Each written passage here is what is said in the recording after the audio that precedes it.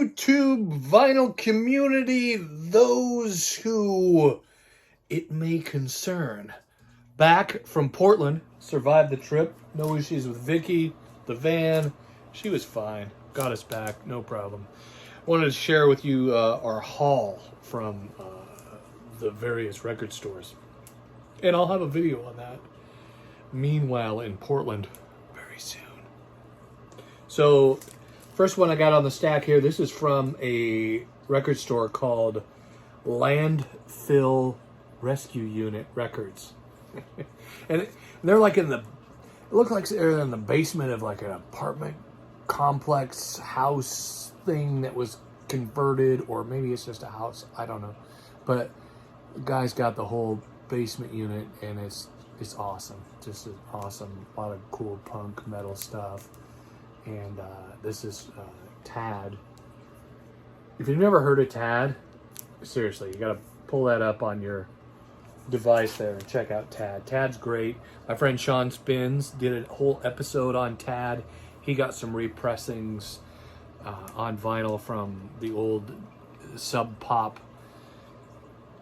You know, a lot of people haven't heard of Tad, and there was a book that was written, you know, Everybody Loves Our Town, about the music scene in Seattle in the 90s, and it was Martha Quinn, I believe, from MTV, who sat down with one of the Sub Pop folks and took her around at various clubs and some of the bands that were coming up, and Tad was one of them.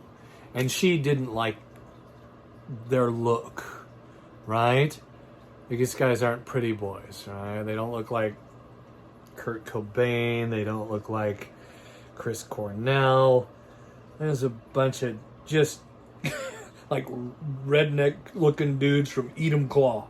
You know, big freaking guys who play excellent rock and roll / grunge music. Tad, awesome. Again, watch Sean Spin's episode on Tad, and or just look up some Tad on your streaming, whatever technology you got going on. Second place, we only went to 3 record stores in Portland. There's a lot of record stores in Portland, so this is what we did in our limited time. So went to the second one, which was called Future Shock Records, Portland, Oregon. Great little place. They had CDs, got some CDs there, and got some vinyl. So here's the vinyl we got. Joe Walsh, The Confessor. This is a great album. This is probably my favorite. The Confessor is probably my favorite song by Mr. Joe Walsh. It just goes to the heart. All right. It's just very, very cool. When the truth comes out, you know, Joe himself, much like myself, has a recovery story. He wrote a whole album about, not a whole album, but Analog Man. He talks about some of his stuff, you know, about breaking up with vodka. That was his friend for 20 some odd years. That's how I see my relationship with my Chemical Romances, to use another band's name, which is brilliant. My Chemical Romances. It's relationship language, right? I don't know if it's that helpful to demonize a substance, you know? Like and this is just my opinion, all right? And I know that there's people that struggle with alcoholism, and I went to rehab for it as a young man. So, you know, I get it. I'm an alcoholic. You're coming to a meeting. My name is Russ. I'm an alcoholic. But when we put so much power on a substance, we give it power over ourselves in a sort of a shamey realm. When really and this is just my life experience. What I see it as is a relationship with the substance. So I had a relationship with alcohol, and I used to be out of control in that area, and now I feel like I have more control over alcohol, you know, where I can use it in a way that's not destroying myself. I used to drink myself unconscious. If I bought a bottle of Jack Daniels, I would finish the bottle of Jack Daniels. That's just where I was at in my pain. All right, so that was part of my relationship with alcohol. I broke up with Mary Jane, all right, 30 years ago. I don't smoke weed anymore, even though it's legal where I'm from. And I'm not, you know, again, this is not like an alcohol thing, or it's just my personal experience. So there you go. That's how. But the Confessor, I don't know where Joe was in his story, but that song goes right to the heart. It's not about recovery or quitting substances. It's just about the truth of where you're at in your life and how you process that. So again, Future Shock Records got another one. This was $25. I believe this came out on Record Store Day. And thank the Lord Jesus that this had showed up there at Future Shock Records, because I got it for a pretty reasonable price. Well, $25. And this is Hendrix live at Monterey. It is a gatefold. Boom. Records on the inside. I don't know. Did any of you guys get this? Was this a Record Store one? Because it's a little beat up. You see the corner right there. But is this the one that came out on Record Store Day or not? I don't know. It looks pretty new, so I'm assuming it is. But it's a great freaking record. I've heard nothing but good things about this record. There's Everyday Music. Look, it's all graffiti. Looks very Portland.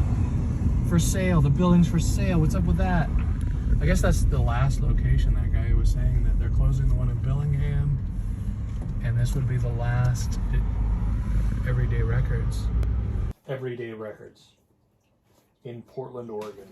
All right. Everyday Records used to have a store here in the Seattle area, and it got closed due to the Chaz and the Chop that happened, in the Seattle area that we all heard about during the pandemic, the riots and such.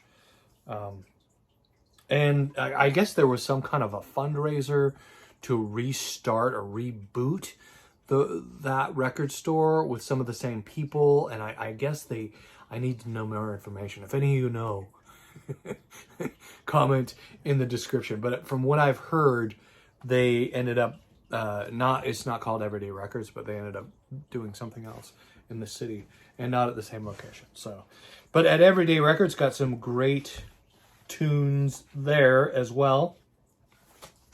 Here's one I've been looking for a long time. Whitesnake, Slide It In. This is a great record. Love me some Whitesnake. It is in really good condition. Geffen Records. Here's a new arrival that I saw. I saw this at another record store here in the Seattle area for like $30, and every day I had it a little cheaper. And this is a breakout. I don't know. They've been around for a few years, but I really like this album. Ghost. That's right, Ghost. My Little Sunshine. Oh man, Call Me Little Sunshine. Home. Da da da da da da. That's some great metal from Ghost, and some of their older stuff is pretty cool. But this is probably my favorite. Just the playlist that I've heard on the streamers. I'm like, yeah, I'm gonna buy it. That's some good stuff. My wife found this one. This is really cool. It is called Rock, Rock, Rock, and it is a mix from the Chess Masters from Chess Records, and it is it's rock and roll by all black dudes, going back to last month and Black History Month, and there's just so much great. But this is not, Elvis and these guys get criticized for taking a lot of the music, but here's Chess Records with a really cool compilation of just, Chuck Berry, oh man, all-time hits, the Moon Glows singing, the Flamingos. Looking forward to giving that a spin. Here's a weird one. My wife collects comedy. I like comedy albums too. Howie Mandel. This one doesn't have there's nothing on the back. It's kind of cool, from Warner Brothers Records. Looks like it was a promo copy that was sent to various people and folks. And so on the way home, just so happened that the record show was happening in Seattle at the Armory, the Seattle Armory in Seattle, Washington. So we got some records from the Seattle Armory as well. On the way home, we just thought, yeah, man, we got some time. Let's stop by there. Why wouldn't we? Right? Why wouldn't we do that? Hold on. Now I just got to find them. I put them aside somewhere. And I'm just going uncut. I'm not going to cut this thing up like I usually do. From the Armory. What kind of records do we get from the Armory? I found this one. I don't know if you guys know, how many of you know Crocus, but if you like metal, this was a really cool 80s metal band. And the one that I got, Ballroom Blitz, it's a little 80s poppy, all right, but this is more their kind of metal stuff. I love this album. And it's funny how I bought this for $5, right, at the record show. A lot of stuff was really overpriced. And they picked it up at the Goodwill for $1. They didn't take off the sticker. Why bother, right? But love me some Crocus. And my wife found this, which is a great find as well, from the Cars. We are big Cars fans, my wife and I. Not just the band, but the unit of transportation. We both like Cars. I like Cars. And the Cars. The Cars is a great band. Shake It Up. Great record. Here's one that I haven't had. I've been looking for. I haven't been able to find it on vinyl. I have it on CD. My Def Leppard studio album collection. And this is Hysteria. It's not my favorite record by Def Leppard. My favorite record by Def Leppard would be High and Dry. That's frickin' choice rock and roll. If you haven't heard High and Dry, yeah, Pour Some Sugar on Me. Good song, you know. Pyromania is a great album, but High and Dry is just next level. Grindy, frickin' hard, fast. It's just beautiful rock and roll. But I'm glad I found that. Dire Straits. Another cool band from the 80s. Yes, 80s. So a bit of a theme going on here. But this was $10. And love me some Dire Straits. The Sultans of Swing. Yes, that man is... These guys are amazing. Dire Straits. So that's it. Sticker. Got me a sticker from a guy. So I'm asking around about, my friend Sean was talking about a Hendrix album, and I know I've seen it, and I'm like, and it was like a splinter in my mind driving me mad. From the Matrix, like, you know that there's a glitch in the Matrix when there's an album you've seen that you don't see again, and you're like, am I right? Is there something wrong with reality? Like, Jimi Hendrix, pretty popular guy. How come I don't see this album around a lot? And so Sean brought it up, and then I'm like, in my head, I'm going, okay, so this exists. This isn't just a glitch in the Matrix. Russia is a madman thing, all right? I didn't just imagine this from out of my mind. It's actually real. So I started asking, hey, do you guys know this compilation album or whatever it was, like a live thing or what? And it's got Jimi Hendrix as a puppet and some of the other guys in the bands, and they're like puppets, and everybody's like, no, I never heard of that. That's kind of cool. And they're trying to look it up on their phones, and even there's folks that they couldn't find on their phones. I even talked to one of the guys who curates the whole thing, like when the guy sets up one of the events, and he's like scrolling through the catalog of some of the records that are there, and he didn't see it. And then I asked this one guy, really cool, gracious, older gentleman, and he's like, oh yeah, it's right over there. And I found it. And then I immediately called my friend Sean, because he's like, I've been looking for that album. But it's like $75. That's a lot of money. $75. What's the most you've ever paid for a record? There's a question for you, vinyl community. If you've made it this far in the video, how much have you paid for one record? The most. I'm not talking about a box set. Like, I get it. You know, you buy a box set for over $100. I was really tempted to buy Chris Cornell's box set. It was like almost $300. But I didn't. It's just a lot of money.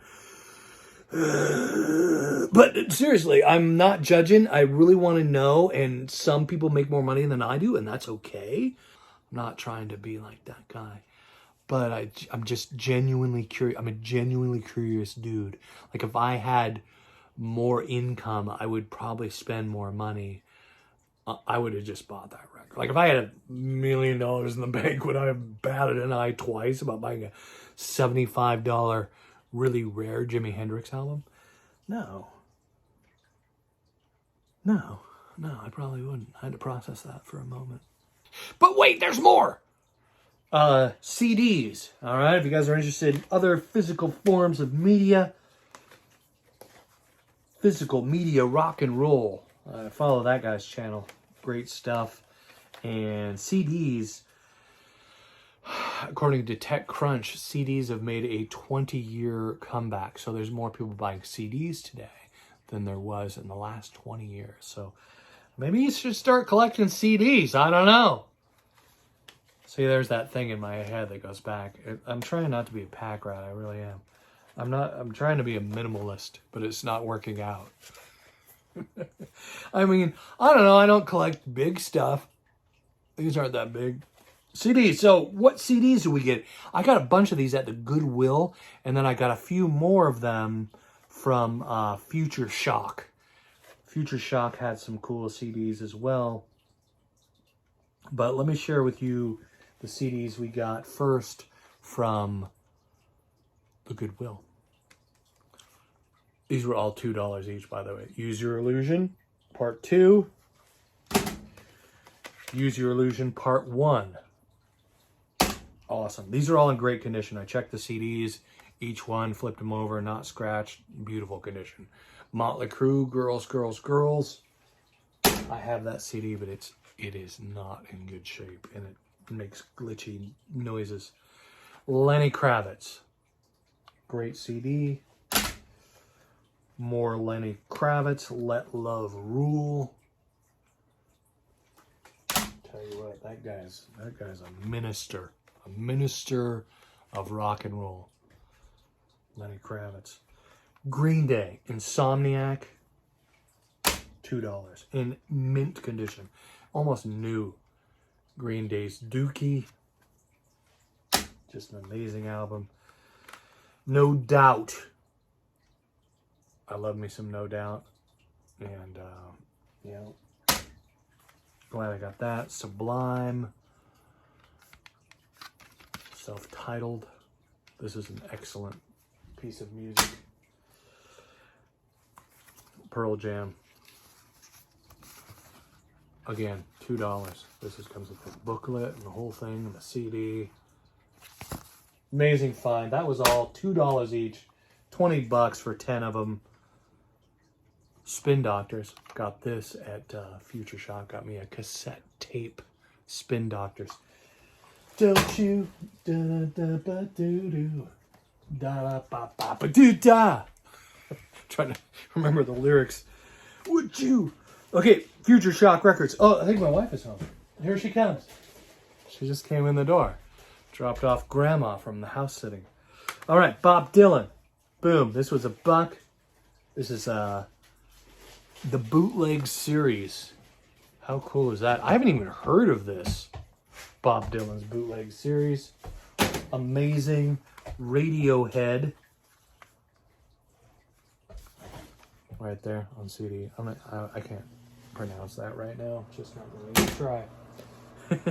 Metallica and Justice for All. And this is in really good condition for CD as well.